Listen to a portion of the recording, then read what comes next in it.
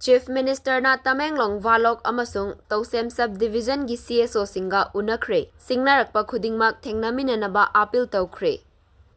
Manipurgi Chief Minister na Manipurgi chingi mafamda leiriba yelhau furup singa faminaduna mifam pangthokpa leptri. Tousem Subdivisiongi Cso Singga Amadi Tamenglonggi Valok Village ki luchingba kayaga mathang faminaduna wari kaya sanakhre. Ngarang nungthil ahanba oina Tousem Subdivisiongi Cso Singga Chief Minister Secretariat mifam pangthokhi. Tousem Subdivision Headquarters sa paikhatliba lengaki thaurang singi matangda Cso Singgi maikaidagi wafam kaya Chief Minister da pukhatkhi amadi makhoigi wakat kaya su thangatkhi. Chief Minister N Biren nasu Tousem Subdivision gi Cso Singna pukhatlakpa wafam sing lumna laubaga loinana lengak asina paikhatliba anauba thaurang sing mapung fana paudamkhi. State asigi damak aikhoi punna thabak tawminaduna singnarakpa khudingmak thengnaminanabagi wafam kaya su thamkhi. Lengak asina paikhatliba miyamgi damak yaifanaba paikhatliba scheme sing hakthengna miyamda kanaba fanghalliba sing asida pumnamakna support tawduna state amadi nation asi mangda pukhatnaba hotnaminasi haiba wafam kaya su thamkhi. Tousem Subdivision asigi damak lengak asina paikhatpa yaba thaurang paikhatkani haibagi thajaba su pikhi hairi.